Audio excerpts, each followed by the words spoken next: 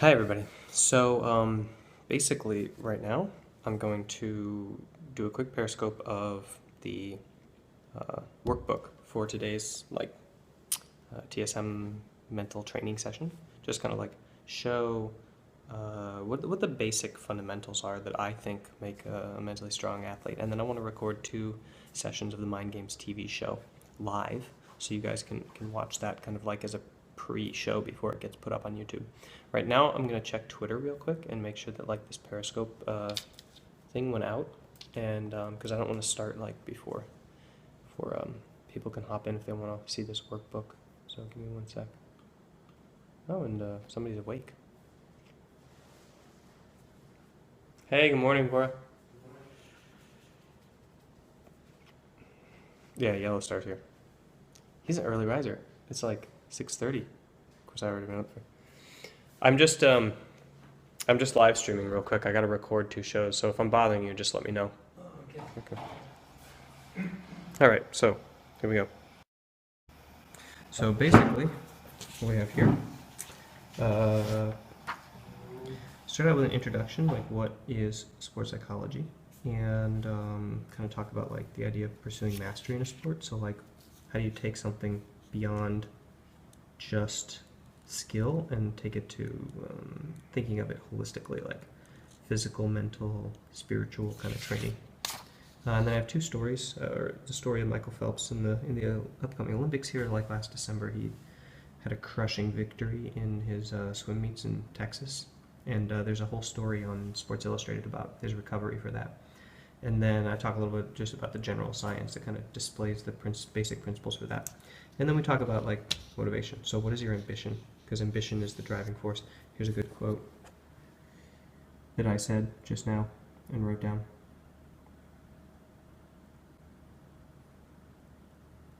And I like that quote by Patti Smith too. An artist is somebody who enters into competition with God.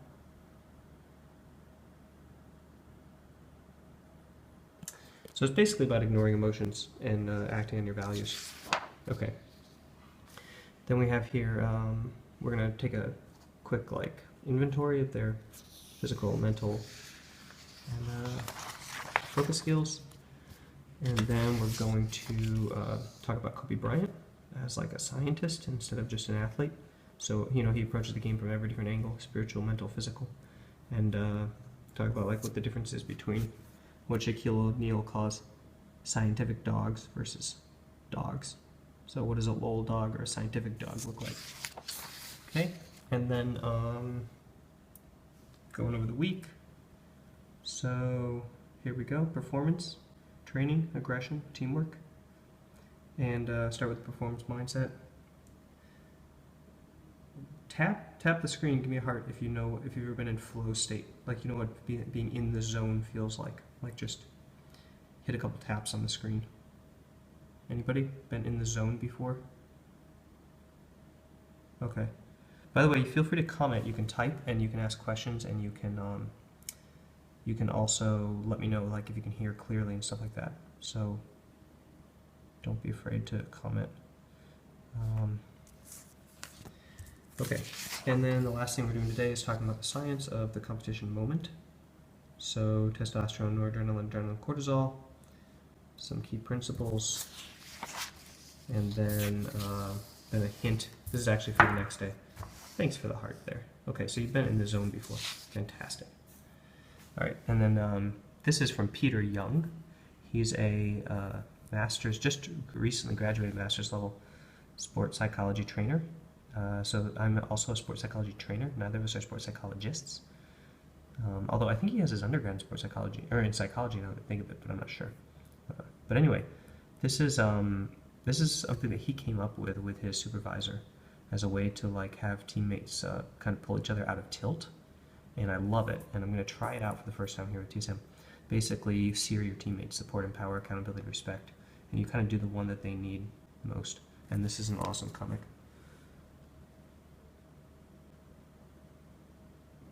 Mostly because like the Seattle Seahawks, like we're using mindfulness to go out there and crush skulls, which is kind of the opposite of what yoga preaches. All right. So that is basically today's workbook. If you guys have any questions about it, feel free to type now. I'm going to go ahead and get set up to record Mind Games TV. I have 2 episodes, so if you want to watch the behind the scenes there, feel free. When I'm recording it, I look at the screen because that's where the camera is. So if you want to ask a question, the best way to do it is to hit me up on Twitter, because if you type it here in the video, like, I have to be looking at the video when you ask the question, and then it'll kind of go away. So it's not that fun. And I actually think I can export the chat history now that I think of it. So like, feel free to type it here, but I won't be able to hit it like maybe live. But I will stop in between each show, in between each filming. I'll stop and check that out. And if you missed, by the way, if you just arrived and you missed the preview of the workbook, then feel free to go and, yeah, at Z1NO, yeah, I'm working with TSM this week.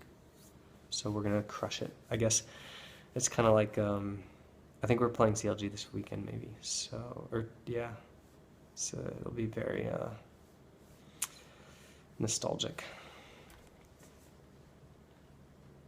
I was reminiscing with Double Lift about both of us getting kicked from CLG.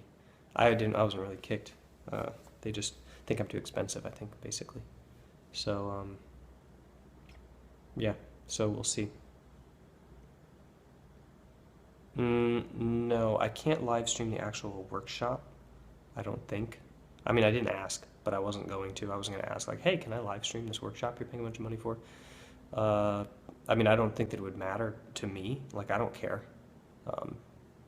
And I will probably, what I'll do is record a course that is exactly the same as this workshop that I'm doing with teams, and I'll put it up on mindgames.gg as like a course, so that people can take it if they want. But I don't know, like, from what I've seen, like, social media marketing hasn't become like a massive thing inside teams yet, so I don't know if they'd be okay with me periscoping the thing, but I'll ask at some point. And then I have next week, I think I have another team, and then the week after that I might be at another team here in LA. So we have 2 more shots at this over the next 3 weeks, so should be good. Okay, so I'm gonna record these 2 Mind Games TV shows. Questions on Twitter if you want them, like, answered long term. Yeah, I'll be Snapchatting the workshop for sure. I'll be Snapchatting all week, everything that's kind of going on. And anytime that I can, like, dodge out in the morning and do a Periscope like this, I'll just hit up the Periscope. Okay, so here we go. Let me get my computer set up. New movie recording.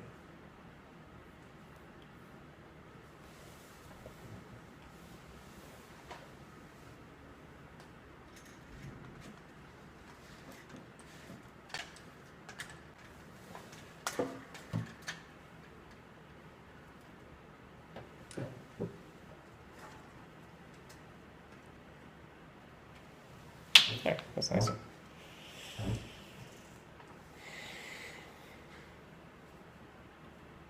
Okay, you guys ready?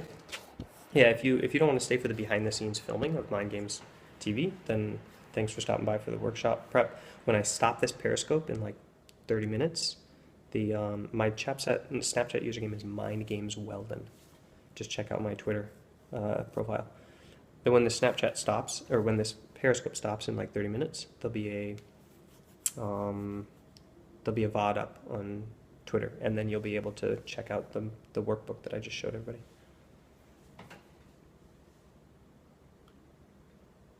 Built-in microphone, HD camera, okay.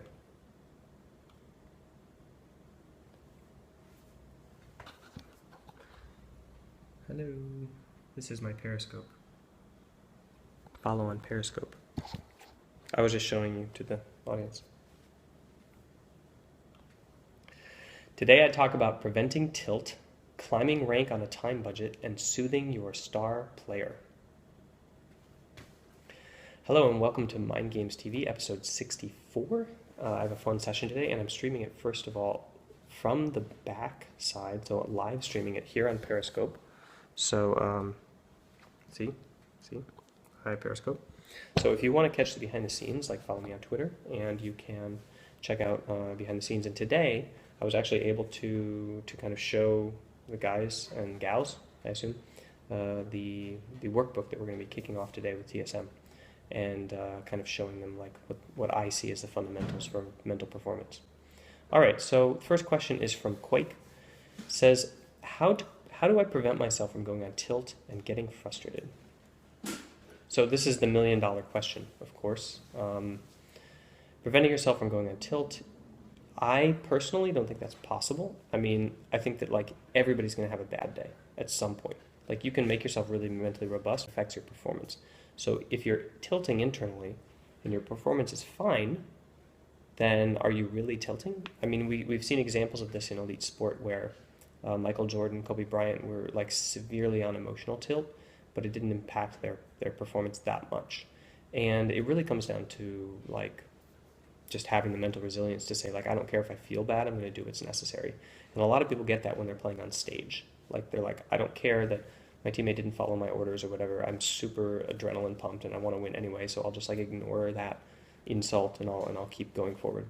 But then in the training environment, it gets iffy because like you don't have enough oomph chemically in your body to just overcome all of those little pinpricks that you get from teammates or from opponents, and it just kind of puts you mechanically on tilt. So I think that like ramping up the importance of what you're doing in terms of the values that you want to live out in your play is probably the best way to change from being emotionally driven to being values driven. I should put up a worksheet for that. Maybe I'll do that for the next Mind Games TV. Check out a link. If there's a worksheet in the future, I'll come back and I'll put it right here. Okay. Next question is from Thomas. Can I still improve or climb in League when I'm limited by my circumstances as to how much I can play? So limited in terms of like time you can play. Yeah, this is a tough one because it depends on your definition of improve and climb. I think that if you want to climb to a certain level, like we're talking Diamond, Challenger, Masters tier, that represents a very small percentage of the population. And in order to achieve mastery like that, you need volume in your reflex training. So you have to get pretty good at your decision making, typically by beating it into your body through volume. But that doesn't mean you can train inefficiently. You can actually just make sure that every single ounce of time you spend on the game is effective by kind of doing a lot of tear down afterwards of like kind of what went wrong and what you should have done. And I want you to do two really powerful things mentally. Number one, try to predict what's going to happen. Predictions and then seeing if those pan out or not are really a really powerful way to kind of like coach your brain into strategic development. And the second thing I want you to do is after you go back and you look at stuff, I don't want you to say, I shouldn't do this, I shouldn't do this, I shouldn't do this. I want you to ask questions.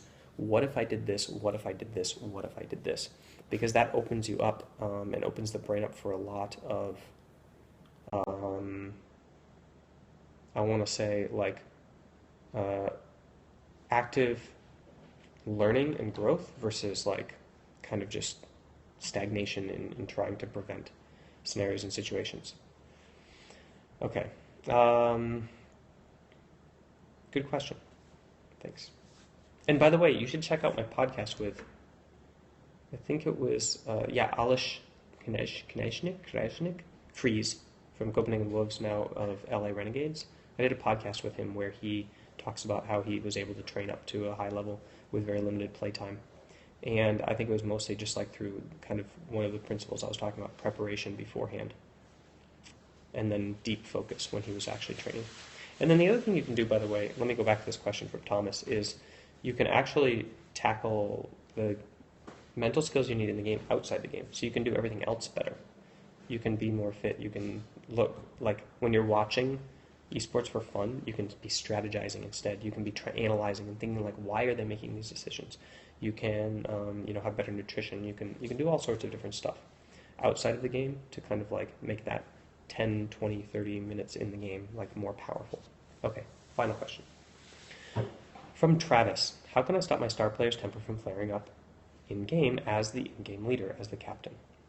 So this is a CS:GO related question, and it's basically, how do you captain your star player? How do you keep your star player's temper from flaring up? Okay, so first of all, normalize it. So talk to the guy or girl and say, listen, one of the reasons you are a star player is because of the emotional power. So the investment that you make into the game, the fact that you pour yourself into it so much that you are able to focus harder, train harder, be better than other people. So that is number one, that this reaction is not bad per se, but it's limiting. Okay, it's limiting the person's ability to perform consistently when things are good or bad. So basically, you want to help them next level it. And I would recommend a simple framework that was kind of like proposed to me by Peter Young. I'll try to find his Twitter and look him up on Twitter, but I don't think that he has a Twitter. So this might be empty right here.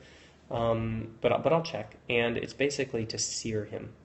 So support or empower or give him accountability or give him respect. So when people act out emotionally, a lot of times they're looking for something. They either want to feel connectedness, or they want to feel pleasure, they want to feel reward, or they want to feel like they matter, or they want to feel like apologized to. They want something from the world, from themselves, from life, from the game, and they're like emotionally kind of having a reaction to that desire. So if you can give them that, if you can give them support, if you can give them empowerment, if you can give them accountability, if you can give them respect, or whatever it is that they seek, a lot of times it can like help them push through it. But the other thing you can do more long term than just like in the moment trying to fix it is you can basically point out when they set aside their emotions in order to do something that's hard, that you know that they are pissed at. So find those moments when they actually do that and praise them, point them out and say, look, at this point you acted in service of like higher values, of desires that you wanted to accomplish, instead of like reacting to your emotions. You were able to ignore your emotions and do it anyway. That's the skill you want to promote in them. And so, those are my suggestions, and I hope that you are able to help him be a good captain. You can also point him to this YouTube channel, Mind Games TV, and you can, so the YouTube channel is actually Mind Games Consulting, but whatever, or mindgames.gg/TV, and you can point him to our forums too, if you want him to seek help and seek mastery by himself. And I want to end on a quote today. Do you know what my favorite part of the game is? The opportunity to play by Mike Singletary. Singletary.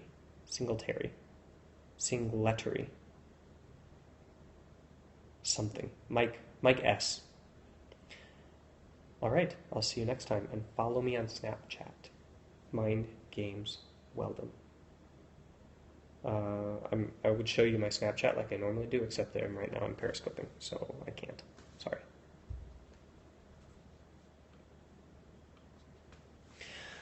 All right.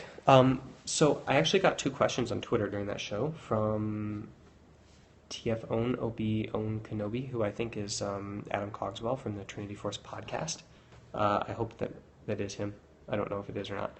But he says, are you taking questions? Can you talk about using mental imagery to increase your skill outside playing the game? Yes. So mental imagery I like to use for 2 things. Number 1 is preparation, mental preparation for the actual in-game event. So let's say you want to engage better or you want to trade better, but you always forget. You get to the end of the game, and you're like, oh yeah, I was going to do that this game, and I didn't remember. And it's hard because League is like a marathon thing. Like let's say you want to team fight better, you have to go through like 15 minutes of laning phase or 10 minutes of laning phase before you get to the team fighting phase. So that's like not that easy to remember to your goals once you get to that point in the game. So imagery is a very good way to let me say prime the pump. Get the pump ready in your mind for like when that moment happens to remember, oh yeah, these are my goals today. And kind of like getting those back fresh in your mind. So during the when you're like laying out the goals for the game before you go into champ select, or even after you've chosen your champion, I would kind of try to imagine the exact scenario, even if you can with your opponent or in the team fight, that you want to occur where you want to improve your behavior or improve your habits. The second place I like to use imagery is with emotional regulation, so up-regulating yourself before the game to make sure that you come out of the gate super powerful and strong. And if you, for example, are facing somebody who's very weak, you need to imagine them at your level. If you're facing somebody who's very strong and you have hopelessness, you need to imagine that you have a chance. So you have to bring your opponent as close as possible to yourself and put them right in front of you so that you can be the underdog. And that's where imagery can be very powerful. And also, I like to mute all of my teammates and imagine that they're Care Bears. So, yeah, that's the third use of imagery that I like. Good question. And I'll throw that question into one of my future shows, if you allow. And the second question, oh, and then he says we talked about mental imagery internally, but I'd like to give people a place to learn more. Sure, yeah. I'll throw up an episode. I'll throw that into Mind Games TV, probably episode 66, maybe, and we'll get it up there. Thanks, Adam. Okay, so I'm going to record the second show. Please tell TSM to pick band Callista versus CLG Sticks A is a one-trick Callista player. So basically, what you're telling me, Harry3116, is that I should tell Double F to let Sticks A get Callista and pick Draven. That's what I want to see. I want to see Double F dumpster Sticks A on Draven. Yeah, I think Sticks A, not Sticks A. Callista is pretty high priority right now. I think in draft ban, in pick ban, like across all teams. So I assume that they will see that as pretty high priority, but maybe not. Maybe they'll just say, "Sorry, we're going to beat you anyway." Okay. Episode 65. Let me record 65 so that my videographer is happy. First, let me save this. I don't want to lose it. 64. Box. New folder. Save. Is there a way to download Periscope files? I really want to save this scope and put it up on YouTube somehow, but I don't know if that's possible.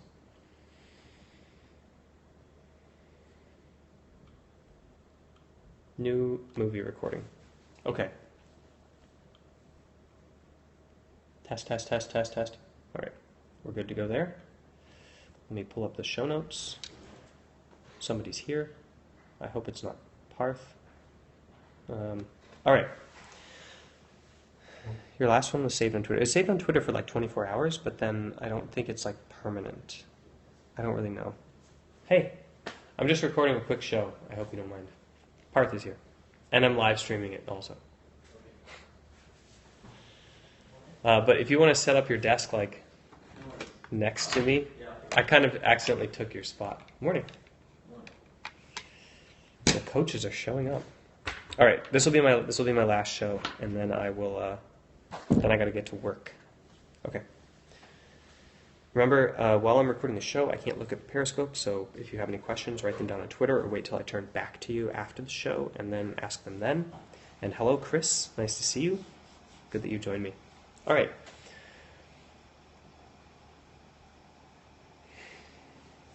Oh yeah, I gotta hit record. Smart. I gotta hit record before I start. I knew I was forgetting something. All right, here we go.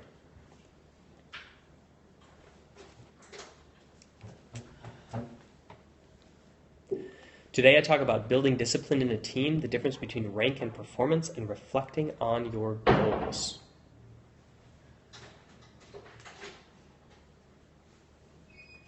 Okay, so welcome back to episode 65 of Mind Games TV. Today I am filming like behind the scenes. I'm actually streaming behind the scenes live on Periscope here. You can see, hello scopers. So feel free to follow me on Twitter, Mind Games Weldon, if you want to catch the behind the scenes scoping. And today I got a chance to talk about the first day of the TSM boot camp that we're going to be kicking off in a few hours.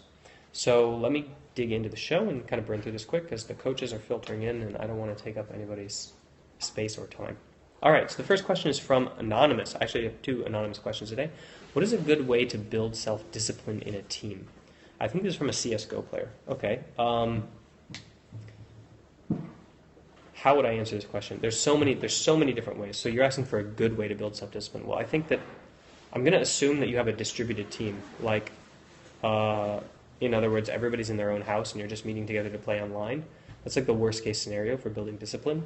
So in that situation, I think one of the best things you can do is start with the schedule. Get a calendar, make sure everybody's subscribed to it, set up a little alarm thing so that like they don't have to like take away having to remember to do things from people's mind, so that you can like make discipline a habit instead of asking them to remember 500 different things. And then set a calendar, and then have a agreed upon group punishment for being late to things, and just start with that. Just start with like being on time, being late, and kick it off from there. Like then you just add things, and you get the group together, and you agree like what would be a good way to discipline this if people screw it up. What is our group willing to do? And it could be like if you're 5 minutes late, you have to buy everybody on your team a skin. Or if you're 10 minutes late, you have to buy everybody on your team like a box or whatever. And if you're 15 minutes late, then you get like one tick against you, and I don't know. Yeah, so you can figure out how long you let it go till you kick somebody. But that I would just start with whatever you can use whatever to teach self-discipline, but the schedule is probably one of the best places to start. Okay. Next question is from Anonymous. How do I tell my friends that a high rank doesn't make a player unbeatable? Yeah, so basically you're talking here about motivation. Like when people have no hope, when they have hopelessness, when they have a challenge that they feel like is set too high above them, then their mind is not willing and able to recruit the necessary testosterone, adrenaline, cortisol to like come up to the challenge. And so instead what they do is they kind of like tilt or just play regular or play like inconsistent, and they end up like not giving it their all because they don't think that they can meet the challenge. So your question is basically like, how do you make challenge? How do you make them rise up to the challenge? And I would say that you make the game smaller. So let's say they actually believe that the higher rank makes the player unbeatable. So don't make beating the higher player the goal. Make it like, damaging them or killing them, or getting within 50 CS, or winning the game without winning your lane, or something that like they can actually like make small enough so that they can, in their mind, achieve it against the overwhelming force that they have in front of them. So it's really hard to change belief, like the fundamental belief that like this person is just better than them, because that takes experiential learning usually, meaning they have to experience it in their body before they believe that it's possible. So you could say something, but like that's not going to change their intrinsic way that they look at the world, the paradigm that they look at the world in. So the best way to do is just to make it smaller, so that they can see like, yeah, I can do that. And if you find something that they are already good at, that they've already shown competence in, that they have confidence that they can accomplish, then you can scaffold that up into beating the better player. Okay. Final question from Living Legend X21 on Twitter. What do you think of the concept of not thinking, but observing while you're doing a goal, but before and after... hang on, I gotta redo this. What do you think of the concept of not thinking, but observing while you are doing a goal, but before and after reflecting? Okay, I need to rephrase this question. What do you think about the concept of like reflecting before and after a goal, but not thinking about it while you're doing it? I believe that is the question. Maybe? I hope that I'm getting that right. Correct me on Twitter if I got it wrong. But basically, so when you're setting goals, I think like analyzing the system in which you're setting the goal and making sure it has a good purpose is kind of common sense. And afterwards, reflecting about how you did is actually one of the reasons that goals work. So if you don't do that, then you're kind of like short-circuiting the goal in the first place.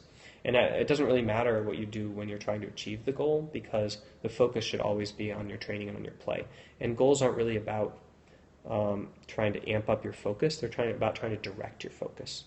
So you have, they're trying to collect it on a single point. So instead of focusing on multiple different things and trying to learn a little bit of everything, you try to learn one thing well with deep focus. So we're getting vertical here instead of horizontal.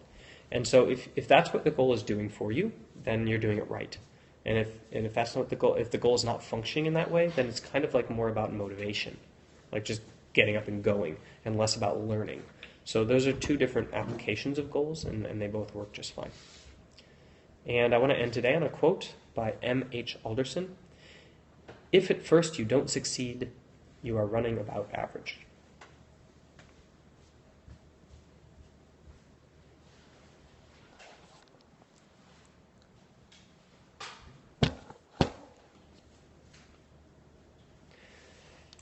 Okay, thanks everybody for joining in. That was behind the scenes on 2 Mind Games TVs and showing off the first tackling area of the workbook we're going to hit with TSM today. So once this stream stops, you'll be able to go back and watch the beginning. If you missed the beginning when I showed people like the workbook we're tackling today at TSM, like you can go check that out. And yeah, remember to pop any questions that you want for the shows on hashtag Ask Weldon, and they'll end up in the show. And look for these on YouTube when they come out. Thanks for joining today. Any last questions before I go? Go ahead and type them in now. I can kind of focus back on Periscope while I'm saving the episode and stuff like that.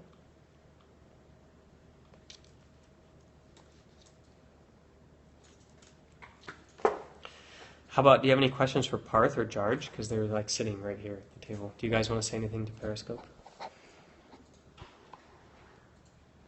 Hello. It's too early in the morning. It's too early. They said it's too early in the morning. Right now it is 7 a.m. here. I got up at 4 a.m. and did an hour of yoga.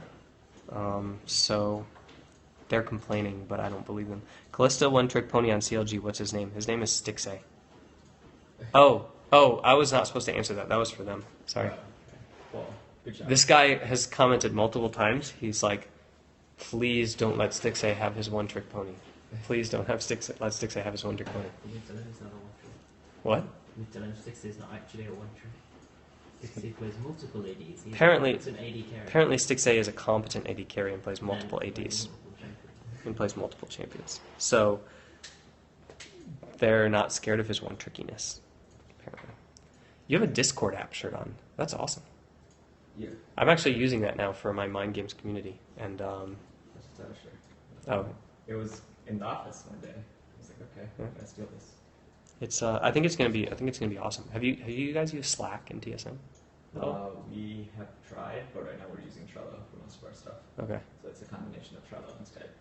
Okay. So I use Trello and Slack for Mind Games, but like Discord is like kind of Slack. Yeah. I think it's only. I mean, there's not as many integrations, but it seems like it's going to be pretty sweet for esports squads. I imagine that like in 2 or 3 years, when there's like a bunch of services out there where you can just get websites set up really fast, that Discord is going to be a big player in team management. Discord a lot. We'll slowly transition over to it. Yeah. It's a challenge enough to get everyone in the order to use Trello. Yeah. You used to Trello, Josh. Before I went home for Christmas. Whoa, that's bad. Yeah. Trello is pretty powerful, and I can't believe it's like free. I think you can charge there. I mean, there are some companies out there charging like $100 a month for like project management apps, services, and Trello is just like the ultimate, and it's completely free. All right, see you guys later. Thanks for checking out the scope.